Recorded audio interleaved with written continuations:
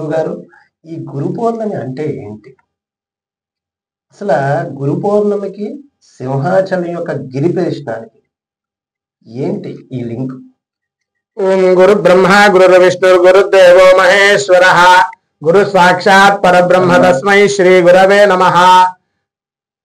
గురు పౌర్ణమి విశేషాలు మనం ఈరోజు తెలుసుకోబోతున్నాము. గురు పౌర్ణమి అంటే ఈ ఆషాఢ శుద్ధ పౌర్ణమి. మన మాసాలన్నింటిలోకి కూడా ఆషాఢ మాసంలో వచ్చే పౌర్ణమిని గురు పౌర్ణమిగా మనం అంటాం. గురు పౌర్ణమి అంటే అసలు గురువు అంటే ఎవరు, ఆ గురువుకి ఈ పౌర్ణమిని మనం ఎలాగా మన శాస్త్రం ఆపాదించింది అనే విషయాలు మనం తెలుసుకుంటే మనం ప్రత్యేకంగా మన జీవితంలో అత్యంత ప్రాధాన్యమైన స్థానం ఇచ్చేది ఎవరికంటే తల్లికి మొట్టమొదట, తర్వాత తండ్రి, తర్వాత గురువు. అదే స్థానాన్ని మళ్ళీ తల్లి తండ్రి ఏ స్థానాన్ని అయితే మనకి ఇచ్చారో మనం వాళ్ళకి ఎంత దుర్మార్గుడైనా ఎంత సన్మార్గుడైనా వాళ్ళకి ఇచ్చే స్థాయి రెండు, తర్వాత వచ్చే మూడో స్థాయి గురువు. గురువుకి అంటే ఒక తండ్రికి కొడుక్కి తల్లికి కూతురికి ఉండే ప్రేమాభిమానాలు వర్ణనాతీతం. ఒక గురు శిష్యులకి ఉండేటువంటి అనుబంధం కూడా వర్ణనాతీతంగా ఉంటుంది. అటువంటి గురువు మనకి వ్యాస మహర్షి అని చెప్పి మనకి పురాణ ఇతిహాసాల్లో ఉన్నది. ఆ వ్యాస మహర్షి పుట్టిన రోజు గురు పౌర్ణమి. ఈ పౌర్ణమి ఆషాఢ శుద్ధ పౌర్ణమి. ఆషాఢ శుద్ధ పౌర్ణమి నాడు వ్యాస మహర్షి జన్మించి ఉన్నారు కాబట్టి ఆయనకి గౌరవ సూచకంగా గురు పౌర్ణమిని మనం జరుపుతాం. ఈ గురు పౌర్ణమి అనేది వ్యాస మహర్షి రచించినటువంటి, ఇంకా రచించారని అనకూడదు, వ్యాస మహర్షి వేదాలని విభజించాడు, ఆయన రాయలేదు. వ్యాస మహర్షి వేదాలను విభజించి ఉన్నారు. ఆయన విభజించిన వేదాలన్నిటినీ కూడా, ఆ వేదాలు బ్రహ్మసూత్రాలు ఇవన్నీ ఆయన రాశాడు. ఈ వేదాల్లోంచి ఇవన్నీ కూడా వచ్చే ఉన్నాయి. ఈ బ్రహ్మసూత్రాలు కూడా ఆయనే రాశాడు. ఆ యొక్క వ్యాసాయ విష్ణు రూపాయ వ్యాస రూపాయ విష్ణవే నమో వై బ్రహ్మనిదయే వాసిష్ఠాయ నమో నమః. అలాంటి వ్యాస పరంపర సదాశివ సమారంభాం వ్యాస శంకర మధ్యమాం అస్మదాచార్య పర్యంతాం వందే గురు పరంపరాం. ఇది గురు పరంపరగా వచ్చేటువంటి మాట. ఎవరైతే వ్యాస మహర్షి చెప్పినటువంటి సూత్రాలను పాటిస్తూ ఆయన చెప్పినటువంటి వేదాన్ని అంగీకరిస్తూ జీవితంలో మనుగడ సాగించి జీవన ముక్తిని పొందడానికి సిద్ధంగా ఉన్నారో వాళ్ళందరూ కూడా చేసుకునేటువంటి పండగ ఈ గురు పౌర్ణమి. ఆ వ్యాస పరంపరలో వచ్చే మహర్షులు ఎవరైతే ఉన్నారో వాళ్ళని మనం ఈ గురు పౌర్ణమి రోజు సేవించాలి, స్మరించాలి. అది ఈ గురు పౌర్ణమి తాలూకా విశిష్టత. అసలు సింహాచలం అనే పేరు ఎందుకు వచ్చింది? మళ్ళీ దాన్ని గిరిగా ఎందుకు విభజించారు? మళ్ళీ గిరి ప్రదక్షిణం ఎందుకు అయింది? సింహాచల క్షేత్రం, మనకి బాగా క్షేత్రాలు చాలా ఉన్నాయి, ఎన్నో క్షేత్రాలు. ఒక్కొక్క క్షేత్రానికి స్థల పురాణం, స్థల మహత్యం చాలా అద్భుతంగా ఉంటుంది. ఇక్కడ నరసింహస్వామి స్వయంగా ప్రహ్లాదుని రక్షించడానికి పుట్టాడు. ఏ రూపంలో పుట్టాడు? సింహం అనేటువంటి ఆ నర మృగ శరీరంతో పుట్టాడు. ఆ సింహ ఆకారంలో ఇక్కడ సింహాచలం కొండ మొత్తం ఉంటుంది. ఈ కొండ మొత్తం సింహం కూర్చుని విదిలించేటువంటి ఆకారంలో ఈ సింహాచల క్షేత్రం తాలూకా శైలం ఉంటుంది కాబట్టి దీన్ని సింహశైలము అని అన్నారు. ఈ సింహశైల క్షేత్రం. అయితే ఇక్కడ ప్రత్యేకించి ఏమిటంటే ఈ కొండ మొత్తం ఆ విష్ణు స్వరూపమే. కొండ మొత్తం సింహాచల నరసింహస్వామి స్వరూపం, నరసింహ స్వరూపం. అందుకని సింహశైలము అని చెప్పి దీనని కొండ మొత్తాన్ని కూడా భగవంతుడి కింద ఆరాధించి ఆ కొండ మొత్తానికి ప్రదక్షిణ చేస్తూ ఉన్నారు.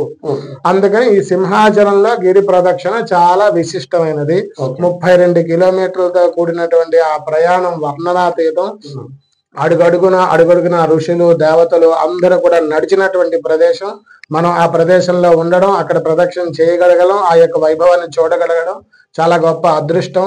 ఇక్కడ వనాలు చాలా అదృశ్య రూపాల్లో దేవతలందరూ కూడా ఈ సింహశైలం మీద కొలువై ఉన్నారు అని చెప్పి మనకి పురాణం చెప్పింది, శాస్త్రం చెప్పి ఉన్నది. అటువంటి సింహశైలానికి ఆ రోజు ప్రదక్షించే 3,000,000 దేవతల ప్రదక్షిణలతో సమానం కాబట్టి గురు పౌర్ణమి రోజున ఇక్కడ ప్రదక్షిణ. ఆషాఢ శుద్ధ పౌర్ణమి నాడే ఎందుకు చేయాలి? ఆ రోజు శుద్ధ పౌర్ణమి కదా, ఆ రోజు గురు పౌర్ణమి కాబట్టి ఆ రోజు పౌర్ణమికి విష్ణువుని వ్యాస రూపంలో కొలిచారు కాబట్టి ఆ వ్యాసుడు ఇక్కడ ఏ రూపం లేకుండా నరహరి రూపంగా ప్రత్యేకమైన ఒక రూపం లేకుండా ఇక్కడ వెలిసినటువంటి నరహరి స్వరూపం సింహశైలానికి అంత ప్రాధాన్యత ఆషాఢ పౌర్ణమి రోజు ఉంది కాబట్టి ఆ పౌర్ణమి వెలుగులలో ఈ రాత్రి ప్రదక్షిణం ఉదయం నుంచి 24 గంటలు సాగే ఈ ప్రదక్షిణం మహాద్భుతం.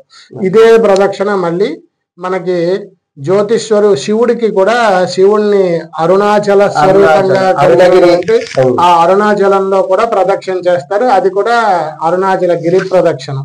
అక్కడ అరుణాచలం కొండ మొత్తం శివుడి కింద చెప్తారు, ఇక్కడ నరసింహస్వామి కొండ మొత్తం విష్ణు స్వరూపంగా చెప్తారు. అందుకని ఈ 2 చోట్ల ప్రదక్షిణలు భూ ప్రదక్షిణలతో సమానం.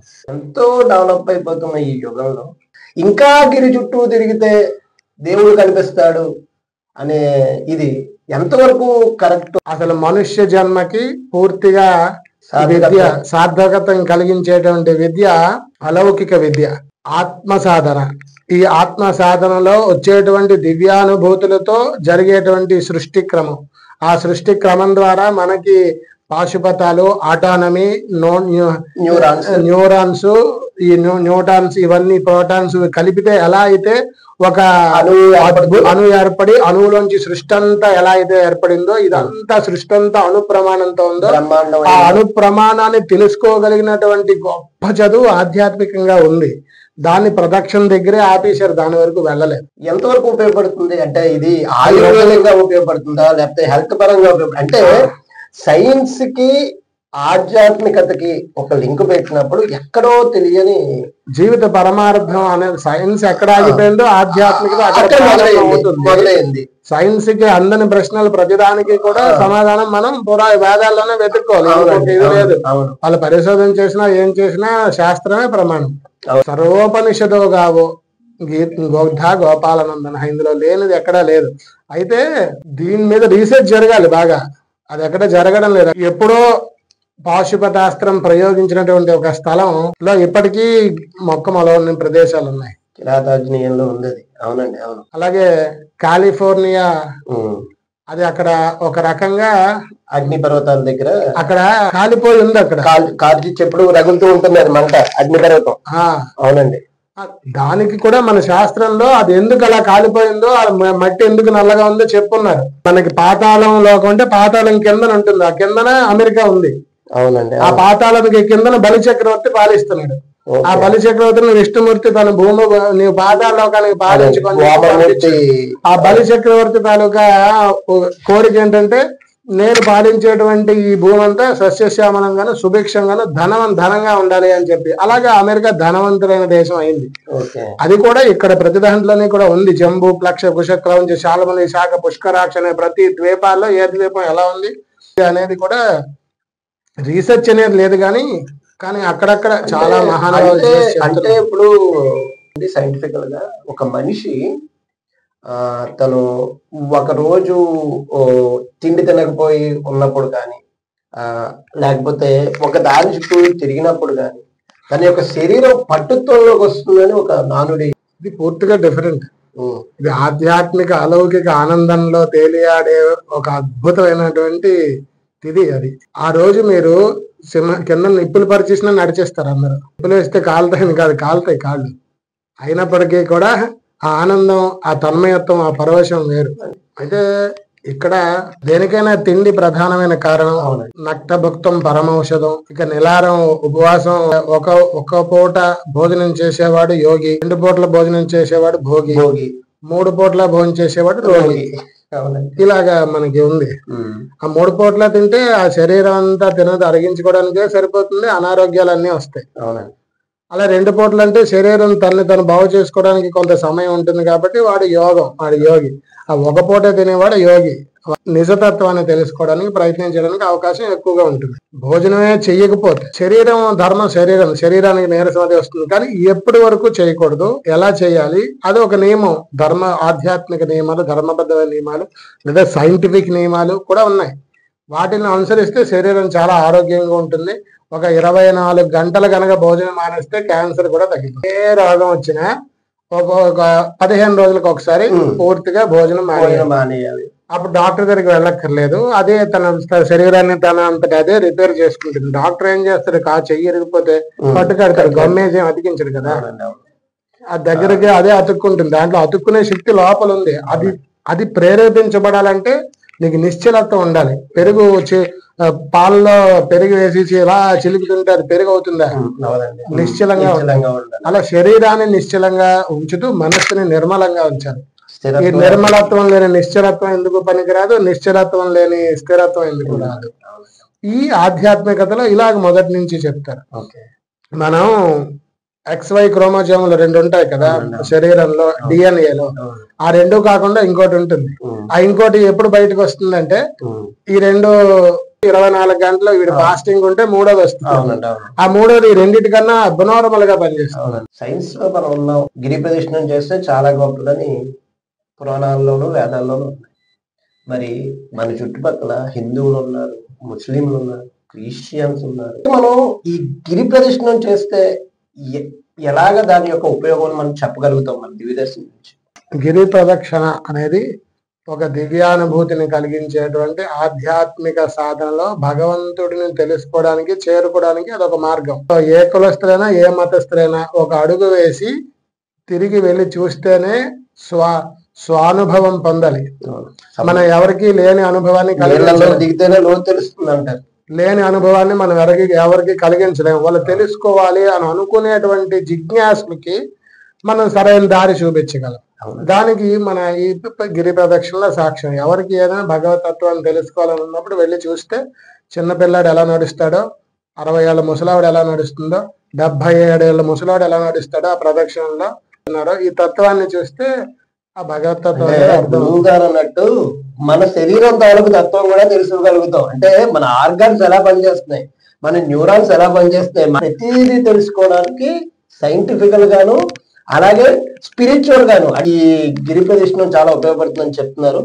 ఆ దివ్యదర్శిని ప్రేక్షకులకి మీరు ఇచ్చే సందేశం ఏంటి గురువుగారు? గురు పౌర్ణమి రోజు అందరూ కూడా మీ యొక్క దగ్గర ఉన్నటువంటి దేవాలయానికి వెళ్ళండి. దక్షిణామూర్తి దేవాలయానికి వెళ్ళండి, లేదంటే శివాలయానికి వెళ్ళండి, అభిషేకం చేసుకోండి. మీకు మీ జీవితంలో సన్మార్గాన్ని చూపించినటువంటి గురువులు ఎవరైతే ఉన్నారో వాళ్ళని ఒకసారి స్మరించండి. గురు బ్రహ్మ గురు విష్ణు గురుదేవో మహేశ్వర గురు సాక్షాత్ పరబ్రహ్మ తస్మై శ్రీ గురవే నమః. తండ్రి మనకి జీవితంలో పుట్టడానికి అవకాశం ఇస్తే, తల్లి మనకి ఆకారం ఇస్తే, గురువు మార్గదర్శనం చేస్తాడు. గు అంటే అంధకారం, రు అంటే మాపేవాడు, వాడిని గురువు అంటారు. మనకి దైవతత్వం భగవతత్వం మీద నా మాట ఏదైతే వేదం ప్రతిపాదించిందో, వ్యాస మహర్షి చెప్పినటువంటి సూత్రాలని అంటే సొంతంగా చెప్పేవాడు కాదు, మళ్ళీ సొంతంగా చెప్పకుండా వాటిల్ని నమ్మి ఆచరించి అనుభవంలోకి తెచ్చుకొని చెప్పగలిగిన వాడు గురువు. ఇంకొకడు ఉపాధ్యాయుడు, ఇంకొకడు మాస్టారు, ఇంకొకడు ఆచార్యుడు. ఇలాగా ఇంక గురువుల్లో కూడా చాలా వాళ్ళ స్థాయిలను బట్టి వాటిని బట్టి అందరూ మన గురువు అని పిలిచినంత మాత్రాన ప్రతి ఒక్కరు గురువు అయిపోరు. గురువు సిద్ధ గురువు, జగద్గురువు, పరమహంస పరివ్రాజకాచార్య, ఆచార్యుడు, ఇలా చాలా మంది ఉన్నారు. మన తెలుగు రాష్ట్రాల్లో వాళ్ళు ఆలయంలో ఉన్న అర్చకుడినైనా సరే గురువు గారు అని పిలవడం, మాస్టర్నైనా సరే గురువు గారు అని పిలవడం మనకి అలవాటు. అంటే వాళ్ళకి అది ఆ స్థాయి వాళ్ళకి వచ్చిందా లేదా, ఇది వీళ్ళకు ఉందా లేదా అని మనం ఆలోచించే కన్నా అదొక దైవ తత్వంగా వాళ్ళని భావిస్తున్నాం మంచి వాళ్ళగా అని చెప్పి మనం భావించవచ్చు. గురుస్థానం అనేది చాలా గొప్పది. గురువు గారు చెప్పినట్టే చీకటి నుంచి వెలుగులోకి, మార్గం నుంచి సన్మార్గంలోకి తీసుకువెళ్ళే ప్రతి మనిషి కూడా గురువేనా అని చెప్తారు. ఇలా గురువులందరికీ